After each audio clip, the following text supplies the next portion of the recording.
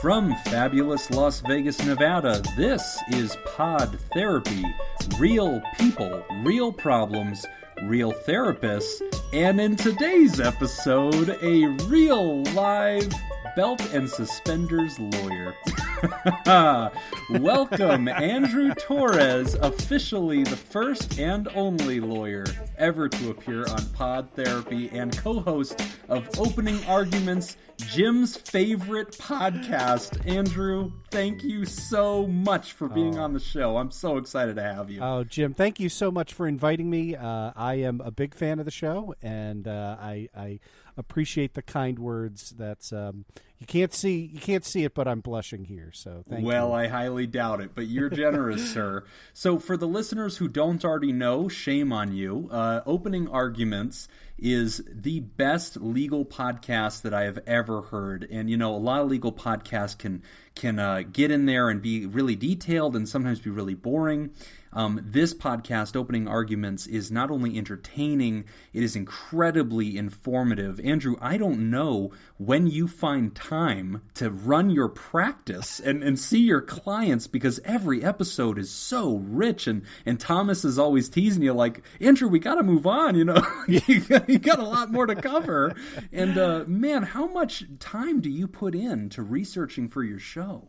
So seriously, it's about a 20-hour-a-week commitment. That is most of Wednesday night and all of Thursday morning are the times that I block out to sit down and read cases and that sort of thing. And then we record 2 episodes back-to-back Thursday afternoon. The rapid response episode that goes out on Friday, those are usually... They've been Holy kind cow. of Trump focused since, only since January of 2017. So Yeah.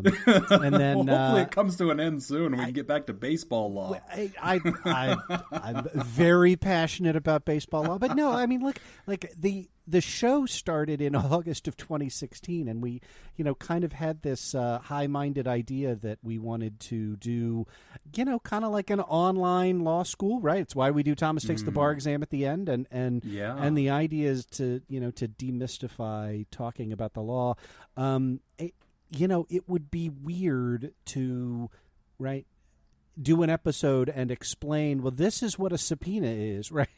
And not talk about the fact that, and here's the inherent power of Congress to enforce it, and not talk about the fact that, that we have executive branch officials that are defying lawfully issued subpoenas, right? Like, we need to explain that in the context of what's actually going on in the world.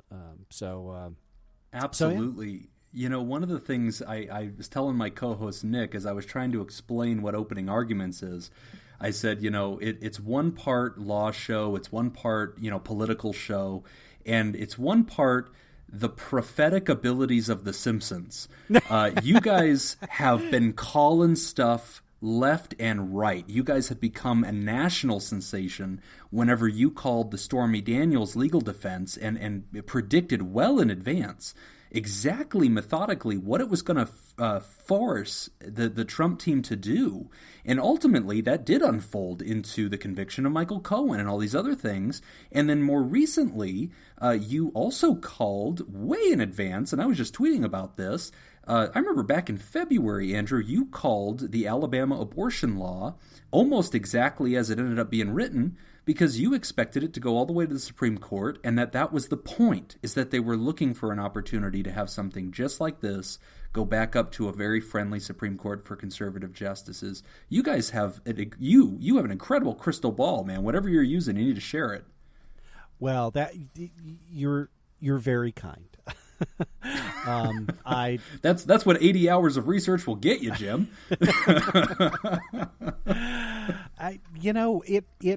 What we look for on stories are, the Stormy Daniels, right? Like, that was really, I'm trying to find something that I can say that's not perfect storm, so that doesn't, cause the terrible pun. Let's just do it. But no, that's really like the classic OA story, right? It's something that I have. So we've got folks who volunteer and folks who work for us, and so one of our researchers had sent me. I was actually on vacation. I was visiting my family. I was down in Florida visiting my parents who live in a retirement community down there, and I was going through. It was early in the week, and so I was sort of sorting through a lot of the stuff that was on my radar. And the Stormy Daniels story, the very first mention of it, was entirely kind of came across, and I put it in a folder, and I was reading it late at night and thinking, oh well, it's got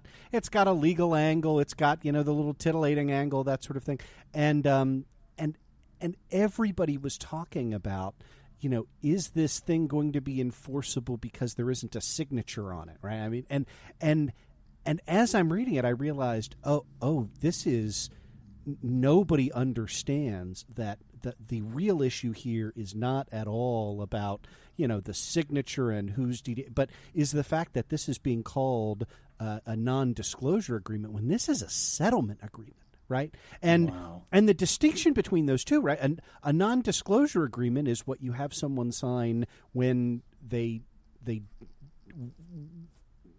somebody can sign a non-disclosure agreement when there's nothing that as an underlying issue, right? Like, right. You can say, "Hey, look, I don't want you to say anything about me," right? And so this happens. I've signed lots of NDAs in healthcare. Oh yeah, exactly, right. And so, in particularly, when people part on less than good terms, you just it's standard legal practice, and so it didn't rise to the level of anyone's radar, but when you have a mutual settlement agreement, in order for that contract to be legally binding, both sides have to be giving up something, right? And so if the story is, oh, well, this was all just a made up and we just wanted to, then you couldn't execute a settlement agreement, right? And that was kind of the moment where the light bulb went off. And so we continue to look for those kinds of stories that are out there, that are starting to get attention,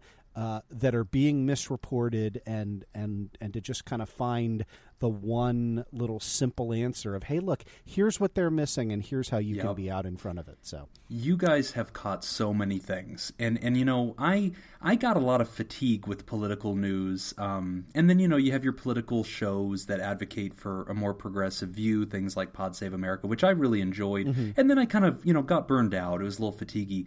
Your stuff was always so fresh because yes, you had your opinion, yes, you knew who you were rooting for, but it always you were always very careful to accurately explain to us as an audience exactly what the likelihood of anything was. And if that was a bummer, it was a bummer, but you didn't just play to what we wanted to hear. You'd tell it straight. And I think that kind of lawyerly sensibility to be accurate, it really kind of phases into even what brings you and I here today to talk together. I kind of jumped the rails from just being one of your regular fans to being somebody who started reaching out to you because I became more interested in this conversation about not only, Donald Trump, the criminal, Donald Trump, the president, but Donald Trump, the potentially mentally ill person.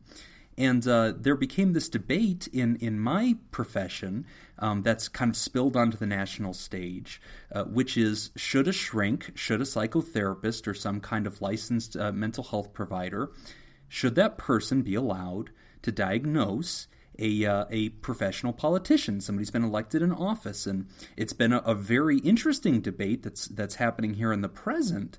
But I had written into your show once saying, gosh, this harkens back to another presidential, at the time, candidate, Barry Goldwater, and my profession being drug into that. And I had said, gosh, Andrew, I'd love to take a look at this with you and kind of learn through you some of the finer details of this, because what has now become the Goldwater rule is really a tenet of orthodoxy now in mental health and in healthcare generally. And so here we find ourselves at a pinch point, and I think you and I probably find ourselves of different opinions on the matter, but I want to see if I can learn from you and kind of reveal to the audience a little bit more about this particular legal matter, which, correct me if I'm wrong, I think that it was a real case, and I think it was Goldwater versus Ginsburg, wasn't it? Yeah, it was indeed. It was a libel case brought by Barry Goldwater and that it went all the way up to the Second Circuit Court of Appeals, which is the federal court that is just below the Supreme Court, right? And the Supreme Court is a cert court, so in other words, they don't take every case that comes up. They get to choose, and they chose to let this one stand. Wow. So Barry Goldwater sued a guy named Ralph Ginsburg and his colleague, someone named Warren Borison, and their publication, which was called Fact Magazine, Inc. That sounds reliable. Yeah, right. We can talk about that. But first, I mean, I want to pick your brain, your expertise. I would, well, in fact, let me not even say what I would do. How would you summarize the Goldwater rule?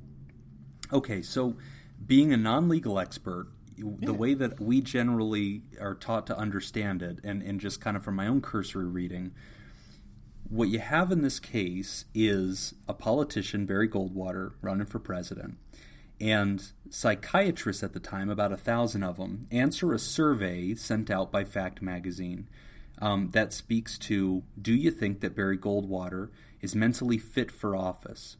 Now, their answers heavily influenced the public, and Goldwater ultimately sued.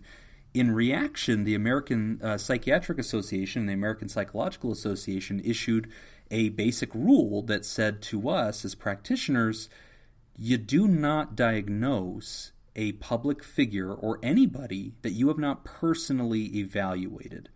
And so this rule for us in the field has really endured the test of time. It prevents us from getting on TV and diagnosing every celebrity who has a meltdown. It prevents us from discussing, politicians or lawmakers or characterizing certain things with mental health language. And it really forces us to stay in the clinic and treat people one-on-one. So that seems to be the spirit of the rule. Okay, and I want to talk about the historical Goldwater case, but first, I think I'd like to know sort of the contours of a couple of the words that you used there, right? So right. The first phrase that you used was to diagnose someone. And I guess my question would be, what counts to you for purpose? This is an ethical rule, right? Like this is not, I know psychiatrists have resigned from the APA over the Goldwater rule. I don't have a name off the top of my head, but I've seen that. But yeah. This is an ethics rule, right? It's not an enforced rule, or is it? Right? I mean, can you have your license suspended? This is a good question, and so this is probably what separates our professions. Is that in your profession, you can be disbarred, right, which is the losing of your ability to practice your profession, and that's going to be based on a state's requirements, isn't it? Now, are those requirements the same in all 50 states, or does it go state by state? No, it goes state by state. So right, and then you have your general, ethics that your profession would say are best practices, things you succumb to. In healthcare, you're going to have your boards, which are going to govern your license in your state in much the same way as the lawyer world. But those boards are often going to have regulations which defer not to specific ethical codes, but to the judgment of best practices. And so I believe when you're disbarred by a jury of your peers, right? It's other lawyers that are deciding what you did was wrong. In our field, it's the same. And so ultimately you are governed by the perspectives of other clinicians and their belief of whether what you did was best practices or not. So to answer the question, can a person lose their license for diagnosing somebody in violation of the ethical code? It is not likely that they would lose their license for it, no, unless they were also doing other things. Got it. And I would say that analogy to being disbarred is remains pretty close. I mean, one of the things I've talked about on opening arguments is that lawyers typically do not get disbarred for malpractice. Lawyers get disbarred for commingling or otherwise abusing client funds.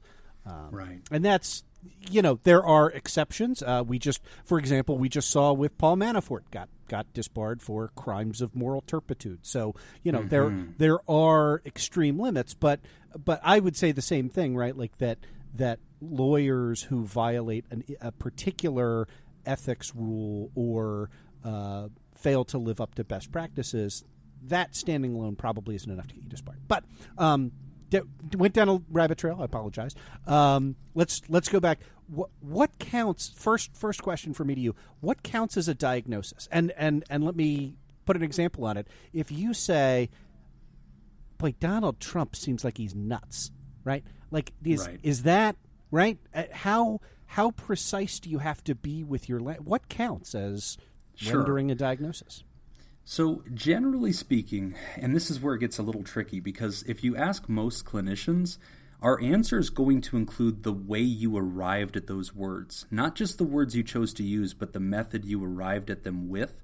And so that's usually going to require some kind of actual assessment. Now, there are those among us, like Dr. Bandy X. Lee, who would say, okay, well, you can kind of sum up this person based on public footage and clips and interviews and things like that, and then you can render a diagnosis, which for most of us is going to be using a phrase or a word that we consider medical language. And so, and this is true of all healthcare, not just my part of it, but generally speaking, we're going to point to some kind of malady or dysfunction that we do have a word for that has specific criteria that the patient has met in the opinion of an expert who evaluated them. That's usually what a diagnosis is. Okay. And so now, I mean, let me ask it this way. All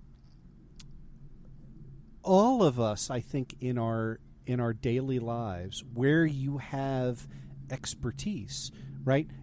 You bring that expertise and you bring your history to bear on evaluating new situations. I'll give you an example. My son, 16, is very ADHD. He when not medicated, he does not get pain signals reliably, right? So, okay. So very, very extreme on that spectrum. And one of the first things and so my wife and I have been dealing with this since he was about 5 when these symptoms started manifesting themselves. And so in day-to-day life, right, my wife will often, kind of look at me and be like, oh, I bet, that person has ADHD. And in fact, right, directly related to this, she's said that about Donald Trump, right? Like when the guy who ghost wrote The Art of the Deal was talking about how Trump, will not sit still in a room, and if a phone call's longer than 30 minutes in length, he sort of gets up, gets bored, and wanders off, right? It was based on her experience, right? She's not a physician, but she says, look, like I've been dealing with this, and this kind of looks like. I'm not saying with 100% certainty that I am diagnosing Donald Trump as having, attention deficit hyperactivity disorder, but I'm saying, based on my experience, this sure looks like a lot of the shared symptoms. And when you look at like the DSM-5, right, like the way, and again, I'm asking this as a question, but as a layperson to the field, right. It looks like the way in which mental health issues are diagnosed are through there'll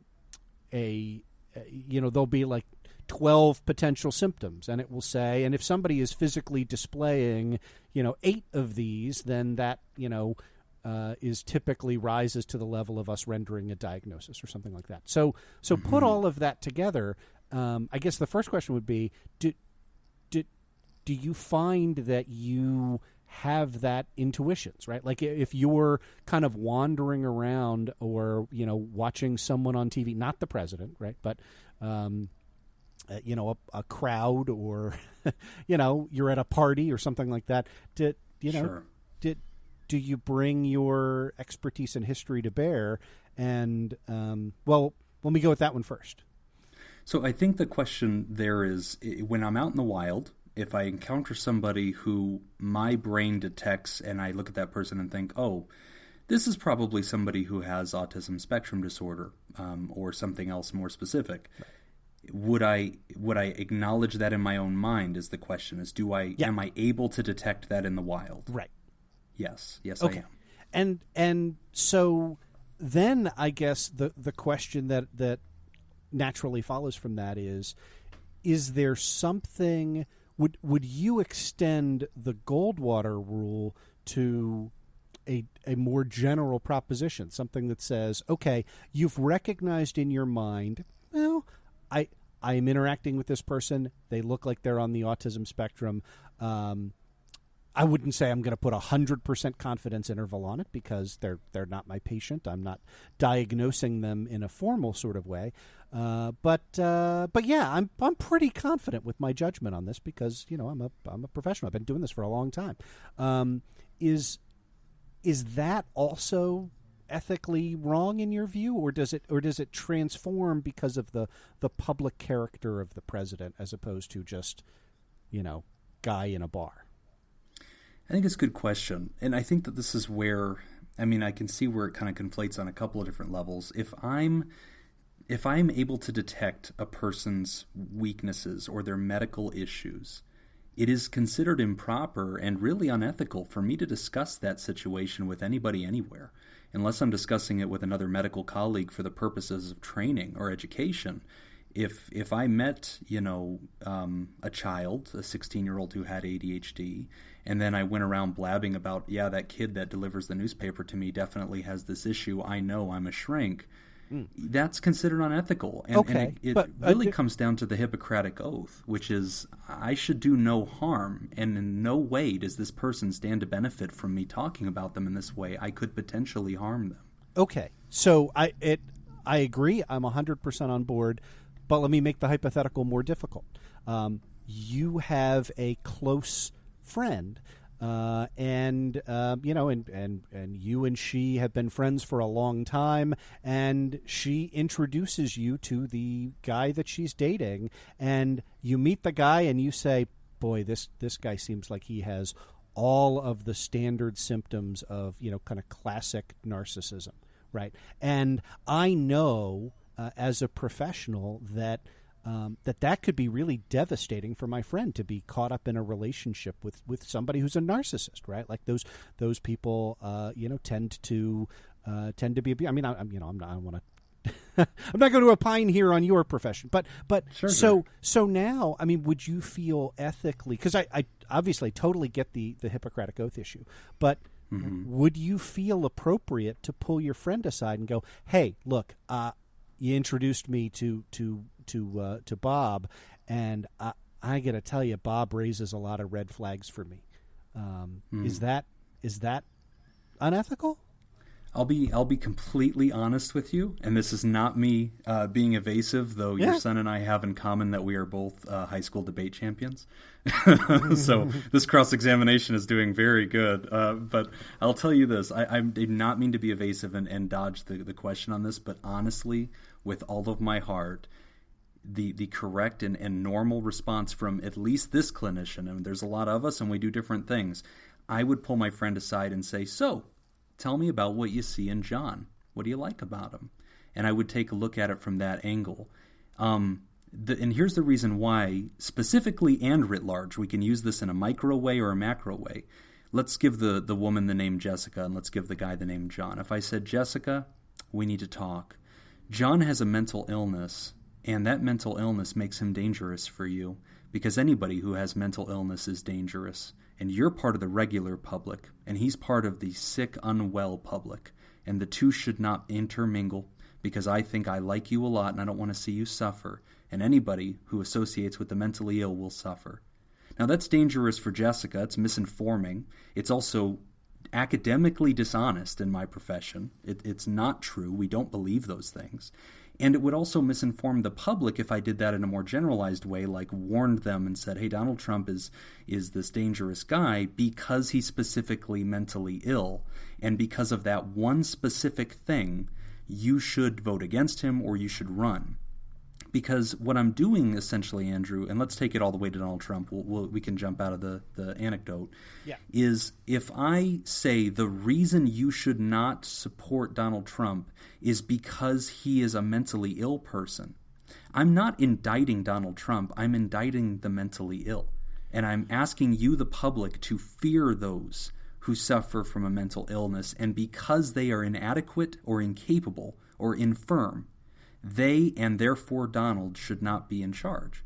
When a better argument is, Don't support Donald Trump because he's a criminal. He would be convicted in any other world, and he should not be president because he is not competent to be president. There's sufficient reasons to reject Donald Trump without having to bring in a medical diagnosis that sort of accidentally also indicts an entire portion of the population. So I agree as you sort of go to what I would call the other pole from that example. I don't want, right? I mean, this is Mental Health Awareness Month, right? It's part of why you reached out to me and why we're doing this now, and getting it on the calendar at the right amount of time. I do not want to stigmatize those with mental illness, right? So everything you've just said in terms of not characterizing mental illness in the way that you've done. I totally get that. But I guess the question that's sort of still at the core that I'm trying to ask is, if you have access to information that you can convey, how, at what point do you have an ethical duty to convey it? At what point do your ethical duties sort of to the profession prevent you from doing that? So, go back to the John and Jessica example. I love, and this is one of the things I love about your show, that this is part of why I'd be a terrible therapist, right? Like I said it as, okay, it's going to be didactic, right? You're going to tell Jessica, hey, John seems like this could be have real warning signs. You immediately phrase that in a way that is much more helpful and welcoming and in line with the standards of your profession. Not surprised by this. This is why you're good at what you do. But you're still conveying that information, right? And you can do that with Jessica because that's one-on-one and you have a personal relationship with her. And you can say, hey, so let's talk about this and tell me what you see in him. And you're going to ask pointed and leading questions. And and the intent behind that is to get her to realize and see and to convey that information to her. Well, let me jump in right there, because I think right here I can clarify something, and this may be what's different between a lawyer and maybe somebody in my profession. Mental health and diagnosis is not an indictment. And so there is no getting a leading question to get her to arrive at a conclusion that I have proven beyond a shadow of a doubt this guy has narcissistic personality disorder or bipolar disorder and therefore is unfit to date. You can have bipolar disorder and be president of the United States. That is not a disqualifying reality. It is not. Having a healthcare condition, even a mental health care condition, is not inherently disqualifying. What is disqualifying is a person's behavior. Diagnosis aside, their behavior, if it is not in line with the competencies and best practices and the expectations of your office, you are disqualified from that office because of the behavior and the consequences of it, not because of your medical condition, which may have influenced that behavior. So no, I don't have a leading thing, but actually, if I can, I'll put you on cross-examination, good sir. Okay. I have a counter question. I want to come back to this. So just go ahead. I'll let you finish your thought. No. Finish your thought. No. You're the guest. You're the guest. I'm not ducking out. So ask me the tough question here. I think you and I actually completely agree on this idea of the principle that I do not have a bigger duty to warn than I do an obligation to the patient. And I think that you have the same principle in your profession. And I've even heard you on your show defend this principle. And I've heard you defend it to even Thomas and to other people. And you'll defend it as privileged communication or executive privilege. And I've heard you talk about that where, okay, does the president get to ask Don McGahn or get to ask his personal attorney, what are the legal consequences if I walk outside and shoot a politician? Or what are the legal consequences of this absolutely obscene, horrific thing? And that lawyer realizes at that moment, oh my God, the President of the United States is contemplating murder or is contemplating something horrific or sending troops to the southern border or is contemplating something completely dictatorial and tyrannical.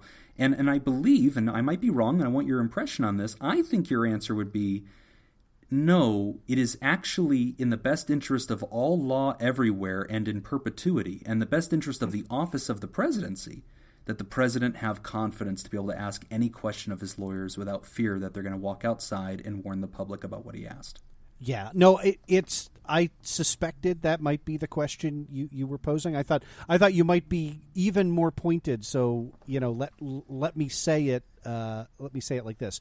I totally agree, and in that case where the general principle of attorney-client privilege conflicted with the benefit to be gained from disclosing attorney-client privilege, I would go with the former. So make it this way. Suppose back in the 2000s that I had been engaged to do work for the Donald J. Trump organization, right? And in connection with that work, one of the things that is absolutely ironclad in attorney-client confidentiality is when a client comes to you and confesses to past crimes, you can't ever reveal that without the client's consent.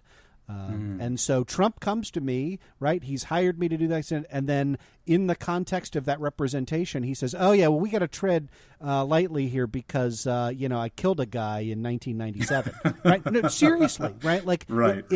I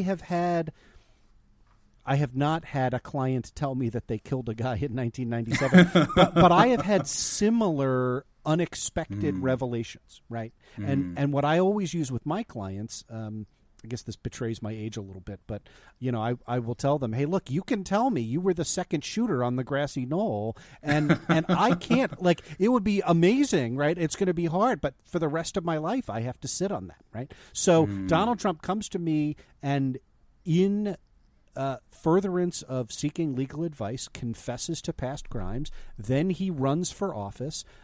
It would be very, very useful to the American public to defeat Donald Trump for me to breach attorney-client confidentiality and go, hey, look, this guy told me that he's committed crime, right? And you're right. I absolutely would not do that.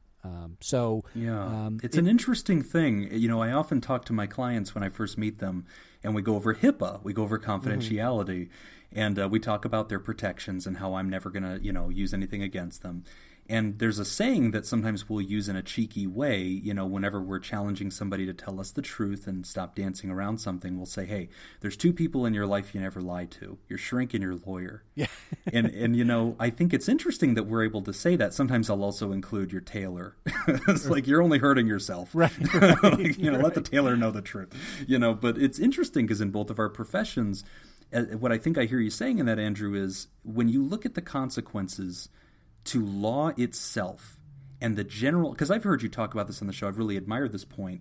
You've talked about how even somebody who is a racist KKK member or a terrible person or the Boston bomber, they deserve counsel. They deserve to have a defending attorney, and that attorney is not a bad person for taking the case. That attorney is living out a principle that we hold dear.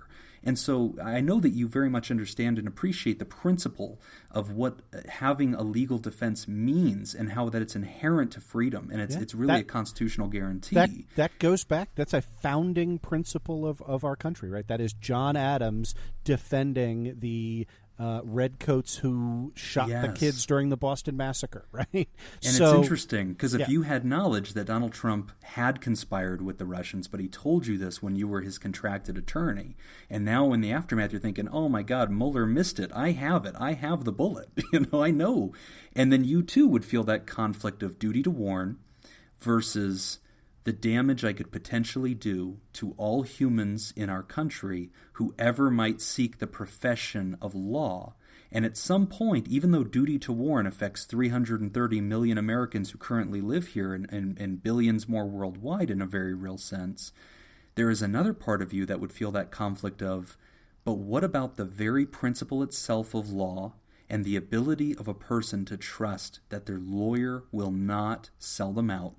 I do not want to wound or damage that relationship, that very sacred, privileged place between a client and their attorney. And that's how I feel as a shrink, is I think I could do way more damage to the profession of healthcare and to the sacred relationship. If you think about it, you're going back in history explaining your profession. I'll do that a little. The Hippocratic Oath actually was born out of this idea that Hippocrates and those who were considered healers at the time could easily kill a vulnerable person. If they were walked into a home to save somebody, they could easily poison them with the same medication, just in a higher dose, and nobody would know. That person could do whatever they wanted. And it was because the public trust was inherently necessary for civilization to march forward and for people to be healed that the Hippocratic Oath was begun, that we choose to do no harm. And that's the one thing, is that you can trust a doctor, you can trust a lawyer. They're not going to betray you. Now, if it's your divorce attorney, that might be a little different. If it's your wife's attorney, they're going to get you too. But in our case, at least, we're supposed to do no harm. But reflect on that a little bit. I mean, are we coming to a place where we find that we resonate with each other? I mean, does this privilege thing sound like something that kind of brings you to the middle a little? Well, I certainly think there are analogs. I would point out, and I'm curious if your ethics rules have the same sort of escape hatch to it. I always follow up the grassy knoll statement with the admonishment that as your lawyer, I can't assist you in planning new crimes, right? So the hypothetical you gave, right, like of it is I think, right, I have the direct evidence of conspiring with the Russians to overthrow American democracy, that becomes a closer case, right? Because presumably we're not talking, right? If I've shot somebody, if my client has shot somebody, that moment terminated, right? That is a discrete act that's over and in the past and is not continuing into the present. Conspiracy with the Russians presumably continues into the present. And at that point, you have, as a lawyer, you have a duty to report that and not to collaborate with your client to commit future crimes. And I think that's the right balance as well, right? Like the consequence in the alternative, I've talked about this on the show too, is that then basically the mafia just keeps a lawyer present at everything, right? And and I remember this, and then just says it was all privileged communication, right? And and you don't, I remember you talking about that would be equally terrible, right? At the end of the day, I can also envision a situation in which, if I had, even if it was sort of truly past activity, I could envision a situation of saying, of engaging in civil disobedience, right? Of saying, hey, look, I'm breaking the law. I'm breaking my canons of ethics here. I understand that I should be disbarred. I understand that I should serve jail time for this, but I'm willing to do that because the need is so great. And look, like we're now in an era, we're now in an area that is up to each individual's ethics, right? Like, I mean, that's sort of the definition of where that comes into play. But no, I think, I mean, the answer to the larger question of, how do you balance having information that the general public might not have versus how you acquired that information in the first place and sort of preserving the rules that uphold the system.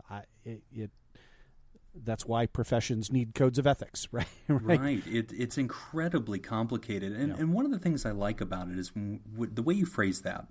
We have to counterbalance preserving the institution of law or preserving the institution of healthcare versus the duty to warn and getting it right and being very, very clear. Often on the show, I've noticed that you'll do things, and I wanted to ask you about this because I think it might be analogous to what we're talking about here. When you're describing somebody else who you may, find distasteful, you'll be very careful sometimes not to use your own words to describe them. You'll read off of Wikipedia, and I know that's got to be a legal thing. That's got to be you. Like Thomas, I'll bet, can say whatever he wants about anybody. but I'll bet you can't. And I think that your right to free speech is somehow limited. Now, maybe I'm completely off base. Maybe you really like Wikipedia. But what's the deal with that? So there are a couple of reasons behind that. And at its core, right, with a lot of legal, potential legal jeopardy, whenever the law has a standard that is trying to ascertain your subjective intent, that standard is going to vary based on the expectations that the law has of the person who's speaking this, right? So to use an example from the Mueller report, right? We talked about this on the show. The Mueller report goes into damning detail about the Trump Tower meeting, and but ultimately concludes that Donald Trump Jr., despite being present at a meeting in which operatives one step removed from Vladimir Putin offered compromising material on Hillary Clinton in exchange for Donald Trump, the candidate, committing to eliminate or reduce sanctions on Russia as president. That's a crime. But the Mueller report says, as part of that, as part of the criminal statute, we would have to prove that Donald Trump Jr. knew that he was getting something of value from a foreign national, which is the crime. That is the crime, right? It is it is a crime to solicit or receive a thing of value in connection with a campaign from a foreign national. And it says, right, the Mueller report specifically says, and we're concerned that he might be able to say, well, I didn't know that I was getting a thing of value, and therefore I didn't knowingly violate the law.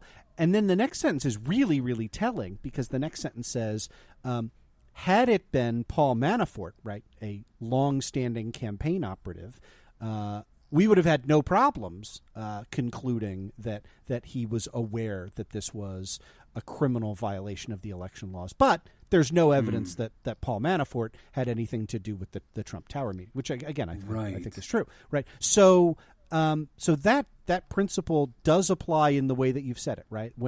If you have more specified knowledge, the law will then make it easier to infer specific intent. And whenever I am quoting directly from Wikipedia, usually it is because I have said something very, very negative about somebody that I think might sue me.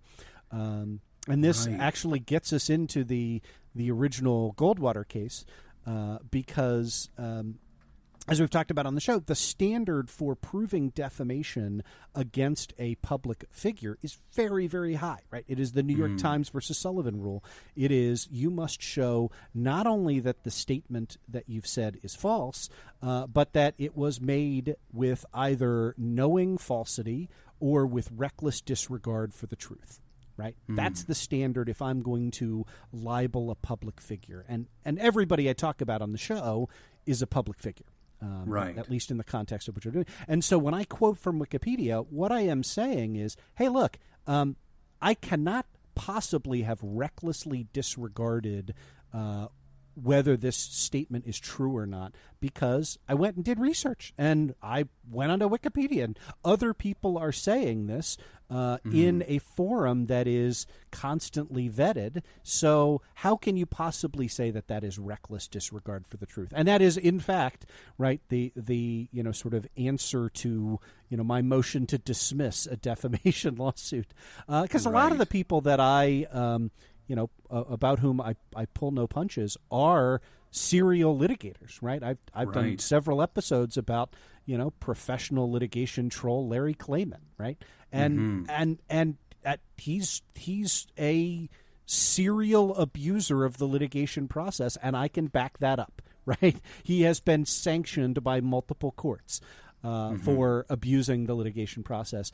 But when it comes to an opinion, right, I can say probably in a way that you would not. And let me ask, I can say, crazy person Larry Klayman, tell me if that makes you cringe, right? If I ought right. not to, I was yeah? just thinking Yeah? what we need to do is Andrew, we need a cooperative here where I can say libelous things that you can't say, and you can say mental health things. Right. This is a I strangers can't on a say- train kind We of. just we need like a slur exchange. There we go.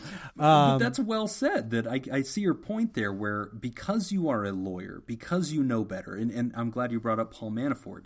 They threw the book at that dude, and Cohen too. Because, and I love when Rachel Maddow will do this. She'll read the transcript of the court hearing, and she always like reads through when the judge asks them, "What is your highest level of education?"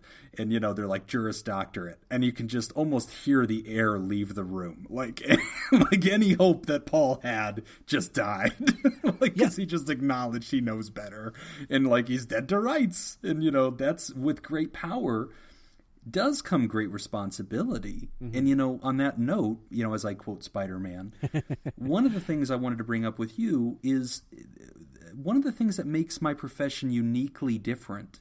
We're talking about the similarities between you and I, and how we have unique burdens in the way we say things, and how our words carry more power than other people's do. In my profession, as far as I know, I and the people of my profession are the only people who have extra legal power to take away your freedom without a court, without a hearing, without you even having committed a crime. Yeah. We can legal you and place you on a legal hold. And that is based entirely on the public's trust that we will never misuse that power for any personal gain, for any political motivation, or for any subjective reason other than we detect that this person is mentally ill, a danger to themselves and society, and we're going to take away their freedom, and we can command officers of the law to take into custody a citizen of the United States and waive all of their rights. Now, eventually they will be, given a fair hearing and evaluated carefully, but my point, I guess, by bringing that up, our extra legal power to take people into custody against their will, we have an unusual public trust and an unusual public power that almost nobody else has in the entire American society. I don't even think the President of the United States can just point at somebody and command that they be taken into custody. And I think that places an unusual burden on the members of our profession to be extremely judicious and careful, never to violate that public trust. Yeah, so I think you make two really, really good points there. We need to do a follow-up episode on civil commitment and due process, because that is, it's a real issue, and I would love to pick your brain about it. I'm going to leave it stand for right now, because I think that rabbit trail would take us down, another hour. But no, I get that. I get that notion of not wanting to betray the public trust. I guess for me, where I came into this, right, and I'm not. I wanted to hear you defend your position, right? I mean, I've heard you argue about it on the show, so I was, I anticipated some of what your responses would be here. When I look at the original Goldberg, I'm conflating. It's Goldwater versus Ginsburg. Right. But when I look at that original case, let me tell you, some of the facts that underlie that case, right? Like it is very clear to me, right? And this is in the Second Circuit opinion. It quotes from Borison, so this is Fact Magazine, right? And Ginsburg was the owner and the publisher, and then the managing contributing editor was Warren Borison. Borison wrote a letter to labor union leader Walter Reuther, right? And in that letter, he said, "Hey, look, I'm putting together a hit piece on Barry Goldwater, right? Right. He basically read it exactly. admitted it. It says, I'm writing an article for Fact about an old enemy of yours, Barry Goldwater. Yeah. It's going to be a psychological profile, and it will say, basically, that Goldwater is so belligerent, suspicious, hot-tempered, and rigid because he has deep-seated doubts about his masculinity." That's That's what we call a bad document, right? If you're if you're Borison's lawyer, right? That's a bad one. But when you read the case, what you see is somebody misusing the veneer of psychiatry to take out a political hit piece, right? Yes. And so even so the headline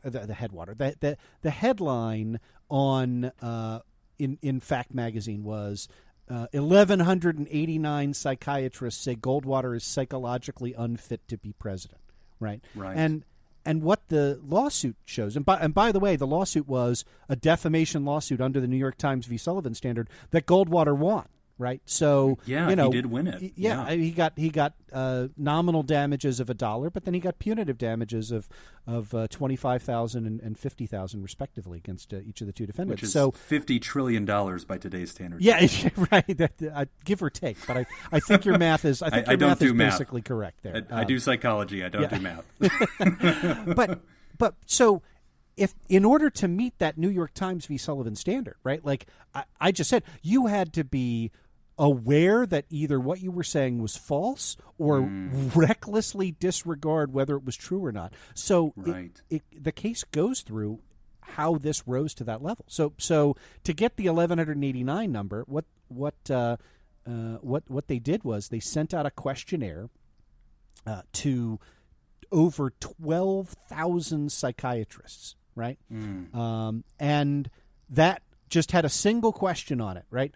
Check the box, yes or no, do you like me? No, check the box, yes or no, do you think Barry Goldwater is psychologically fit to be president, right? Now, again, right, and in fact, that is, I did that off the top of my head. I'm going to read the question directly. Do you believe Barry Goldwater is psychologically fit to serve as president of the United States, yes or no?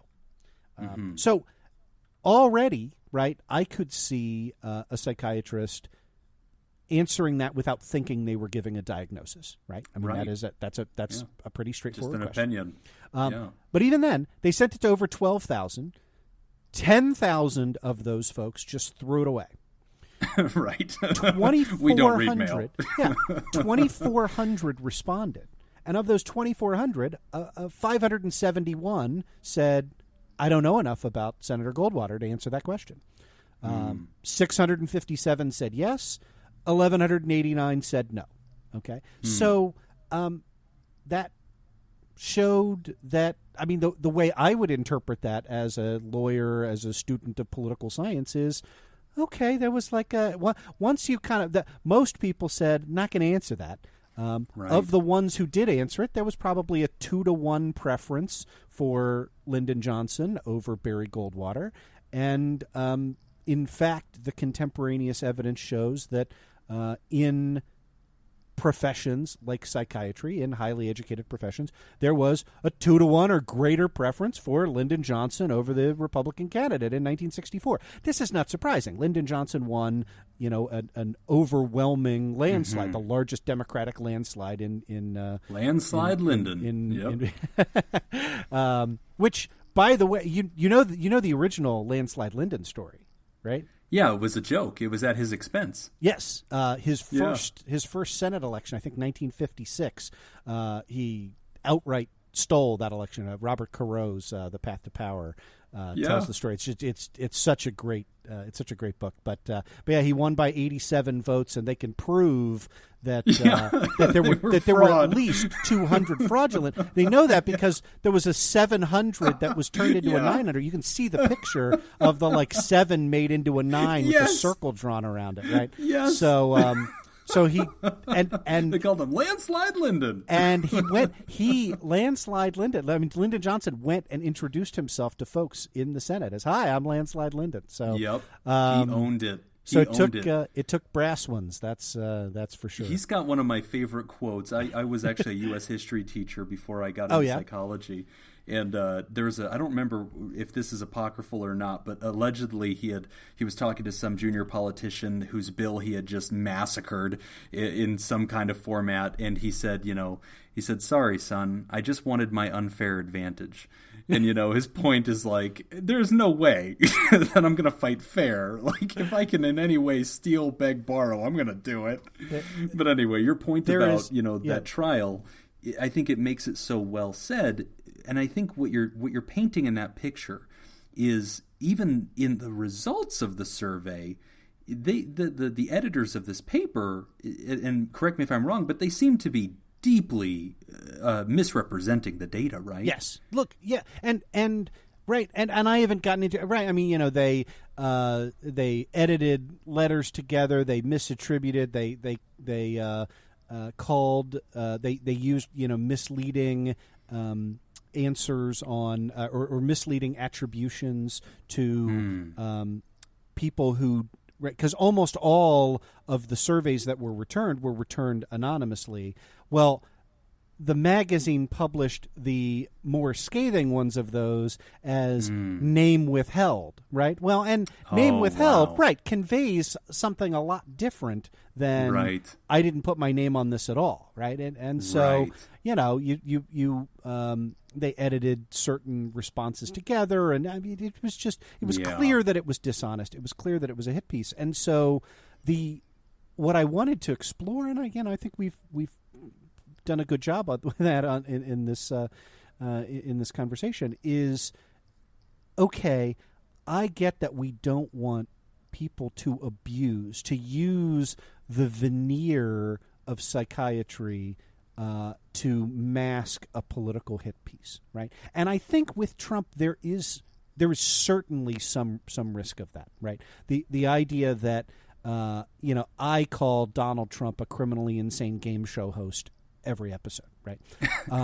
That's and I'm standing by that. And if not here to question it, that's fine. But insane is not a diagnostic word; it is a legal term. It's a legal defense, dude. I am using it solely as a slur, so and not as a legal. Interesting term. How you backed away from that, Andrew. I have made no legal determination that he is that's insane. Right. I am using it only as an insult.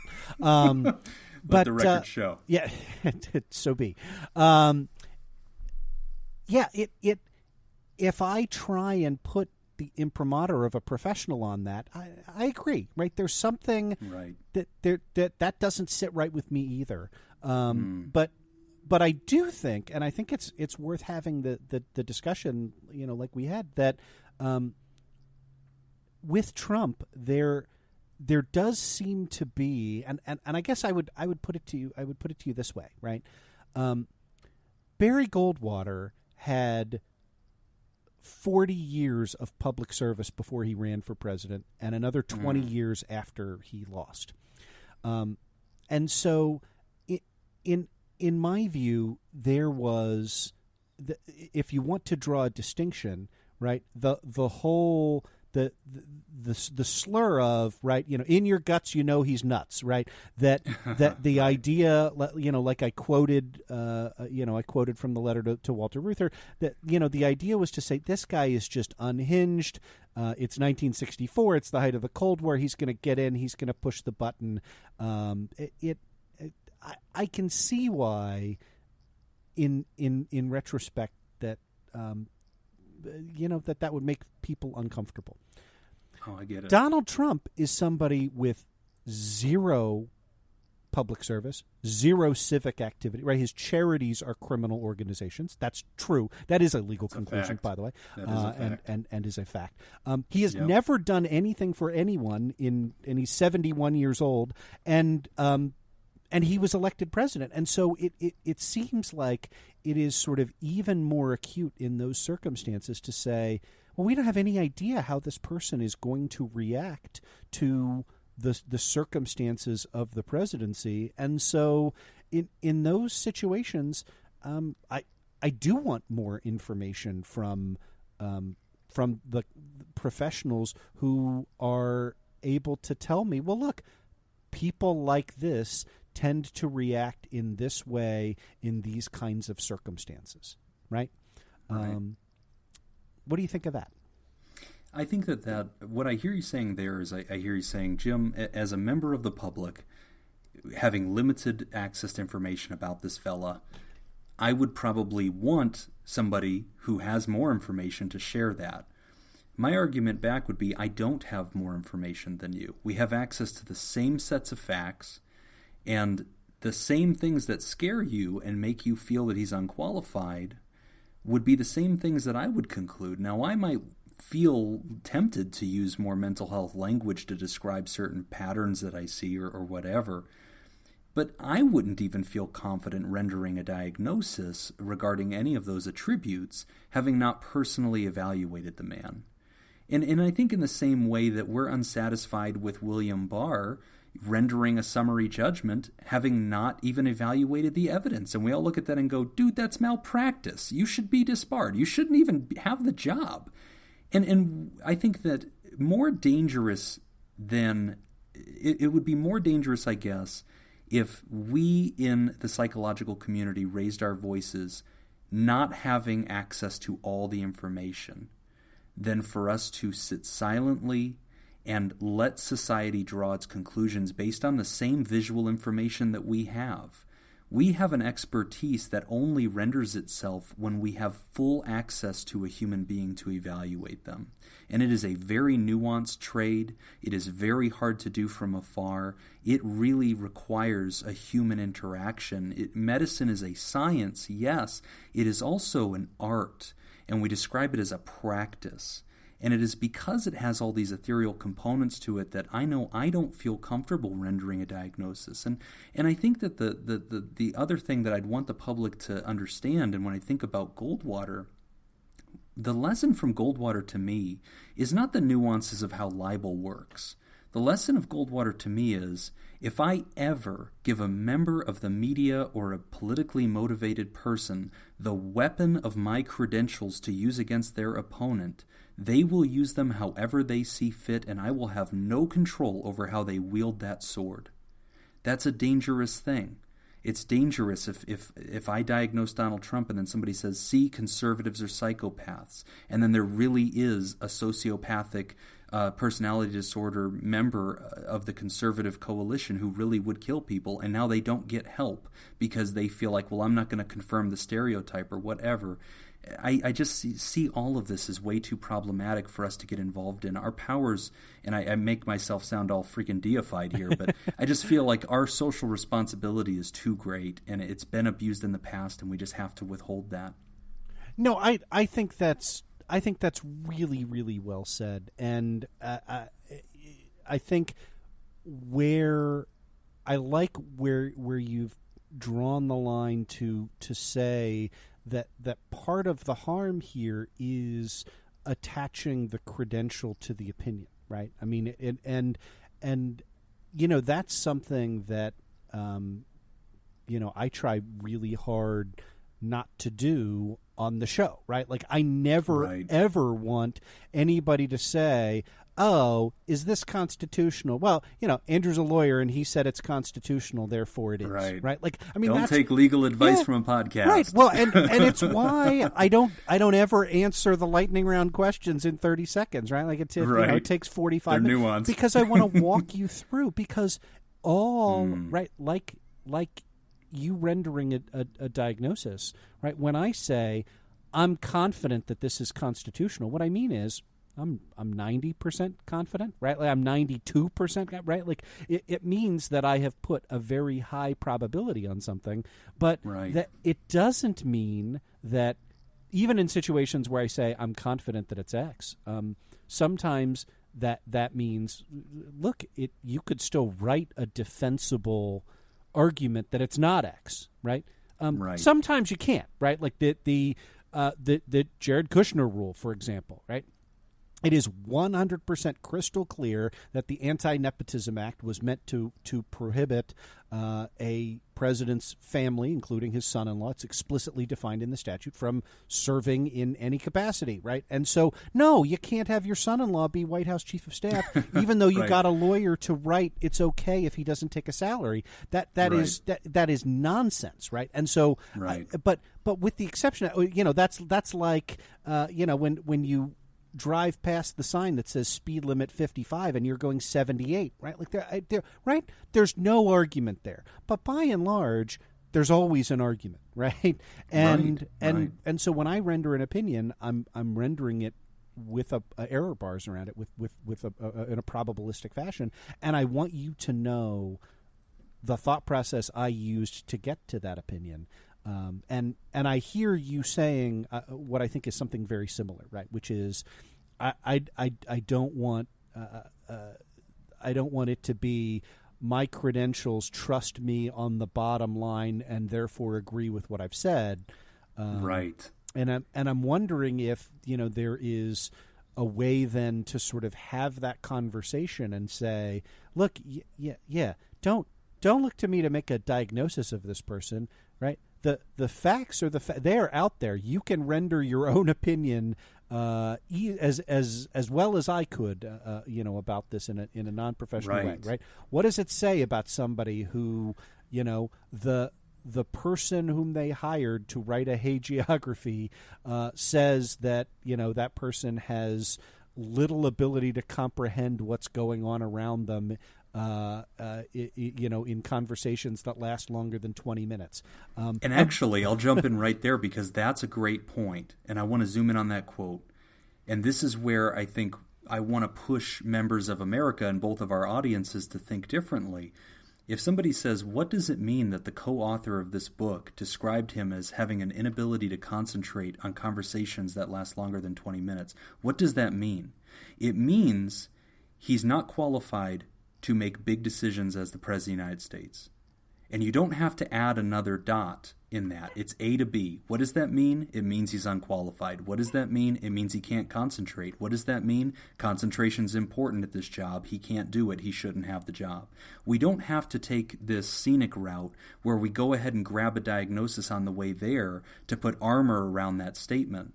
And that's the point I want to make, is that there's so many thousands of observations that tell you as the American public that this guy should probably not be in charge. You don't need me to wrap those observations in another layer and add medical language to make them definitive. It's not necessary. Yeah. You can see it for yourself. And I can potentially do too much harm by doing that, and that's why I refrain. I am persuaded by that. I think that's really, really well put. And I would amplify that to say, to sort of wrap back in your stigmatization point, because the fact that somebody is not does not have attributes that make them well suited for the job of President of the United States does not make them a bad person, right? It means you shouldn't vote for them, but you could say, I think Donald Trump is a bad person for lots of other reasons, right? Like, but you don't need to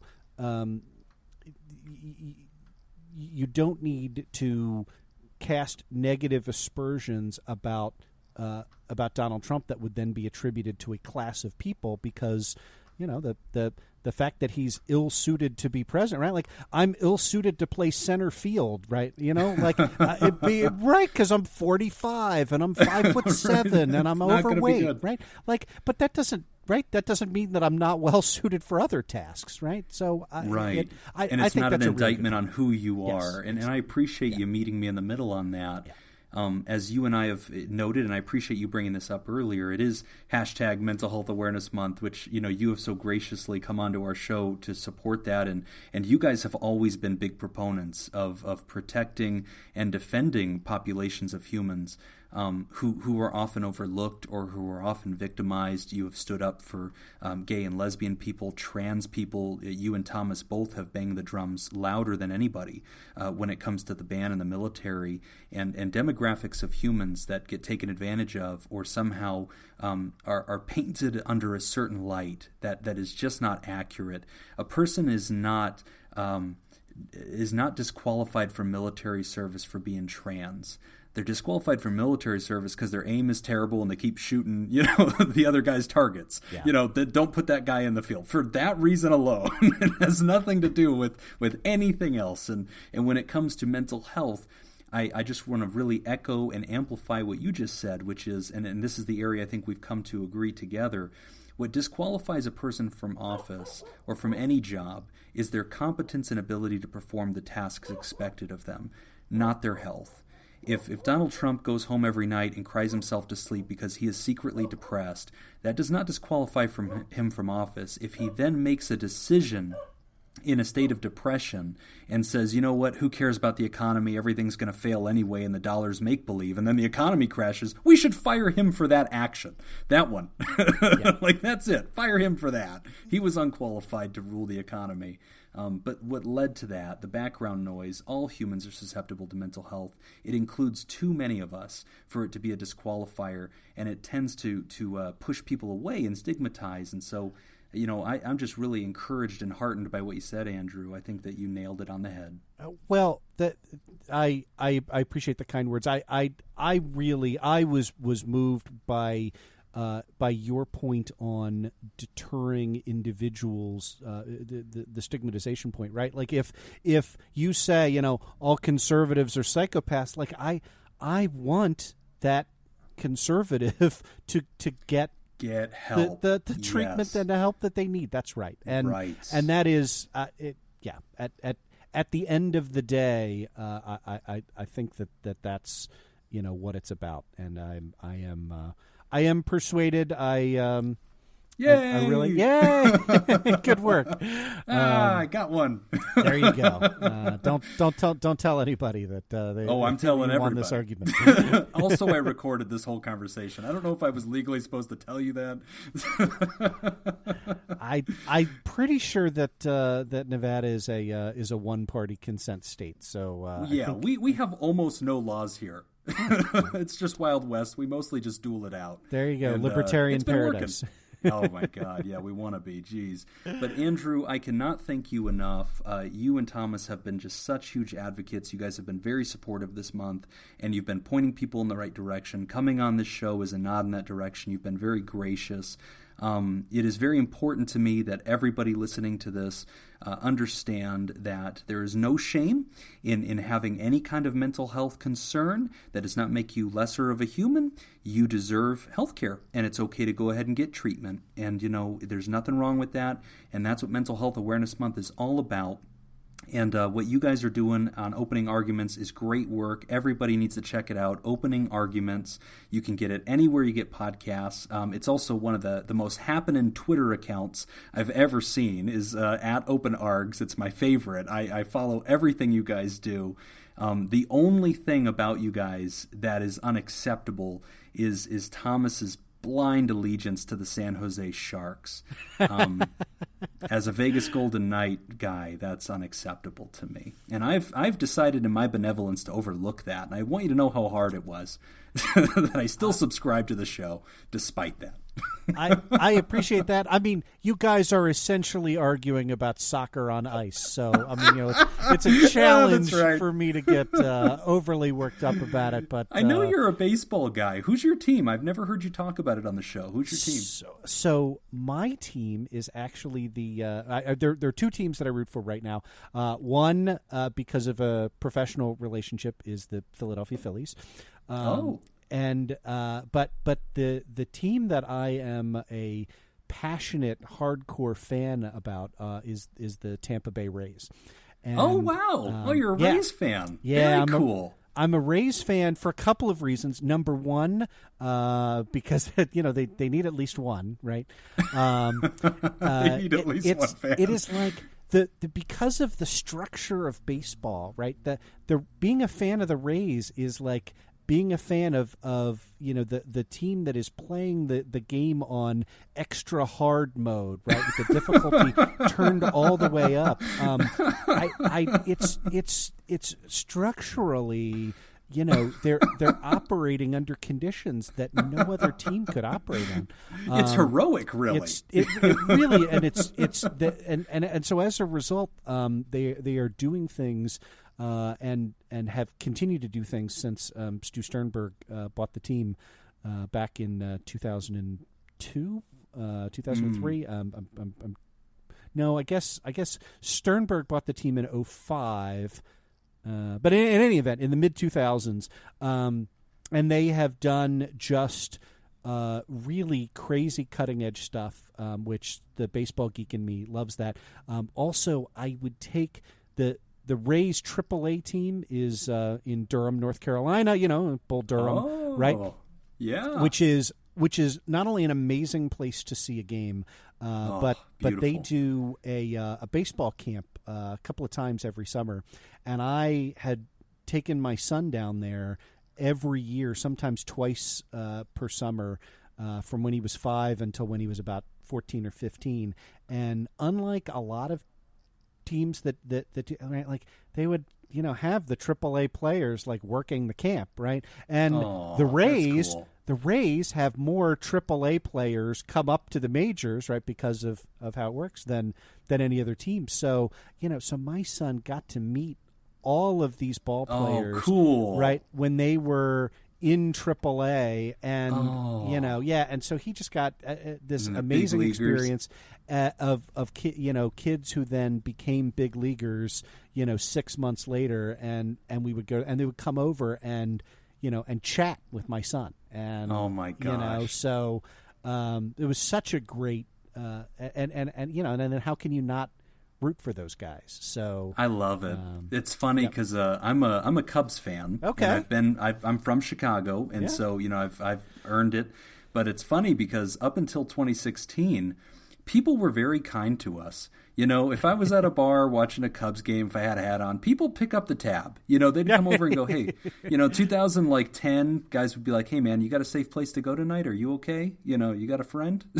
It's just all pity. It was all pity until 2016. Now nobody cares. Right.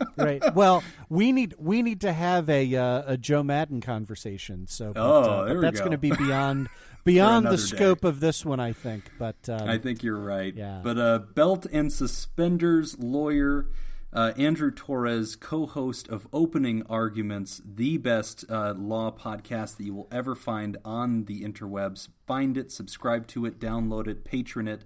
They are wonderful guys.